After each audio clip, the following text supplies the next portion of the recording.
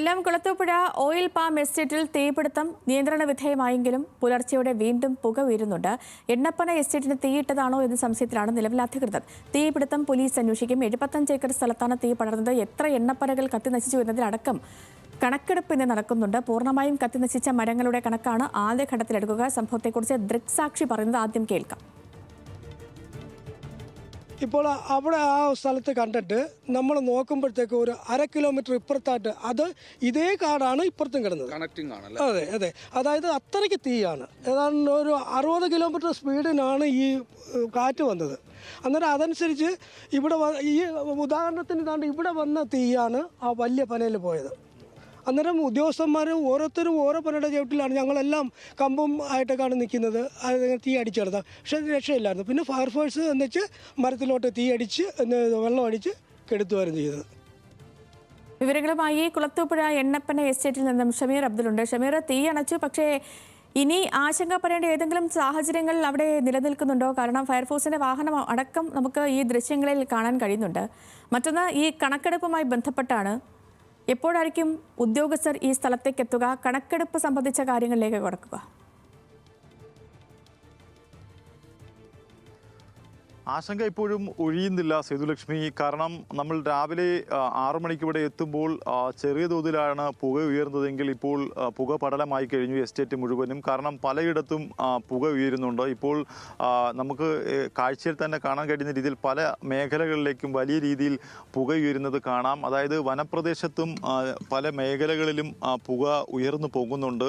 അത് വളരെ വലിയ രീതിയിൽ ഈ എസ്റ്റേറ്റിൻ്റെ പല പ്രദേശത്തും വ്യാപിക്കുകയാണ്. ഇവിടെ നിൽക്കാൻ കഴിയുന്ന ഒരു സാഹചര്യമില്ല, അത്രത്തോളം പുക ഉയരുകയാണ്. എന്തായാലും നിലവിലെ ഒരു സാഹചര്യം കണക്കിലെടുത്ത് വീണ്ടും ഫയർഫോഴ്സ് യൂണിറ്റുകൾ ഇത്തരത്തിൽ ഈ ഓയിൽ പാം എസ്റ്റേറ്റിലേക്ക് കടക്കും എന്നാണ് അറിയുന്നത്. അവരിവിടെ എത്തിച്ചേർന്ന് വീണ്ടും ഇത്തരത്തിൽ വെള്ളം തളിച്ച് കഴിഞ്ഞ ദിവസത്തെ പോലുള്ള തീ നിയന്ത്രണ വിധേയമാക്കാനുള്ള നടപടി സ്വീകരിക്കും. കുറച്ചുകൂടി കഴിഞ്ഞാൽ വലിയ തോതിൽ ഇവിടെ കാറ്റ് വീശാൻ സാധ്യതയുണ്ട്. അതുകൊണ്ട് തന്നെ അത്തരത്തിലൊരു ആശങ്ക നിലനിൽക്കുന്നുണ്ട്.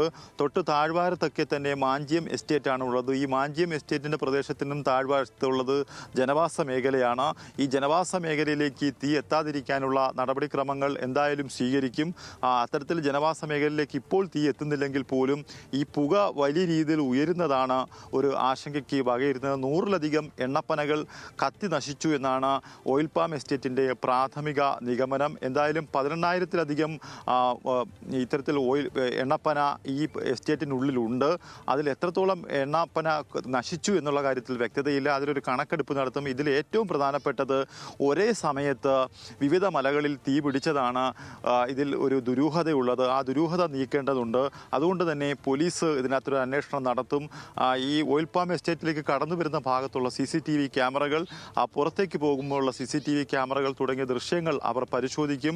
എന്തെങ്കിലും അട്ടിമറി സാധ്യതയുണ്ടെങ്കിൽ അതിൽ കൃത്യമായ അന്വേഷണം നടത്തുമെന്നാണ് ഇപ്പോൾ പോലീസ് പറഞ്ഞിട്ടുള്ളത്.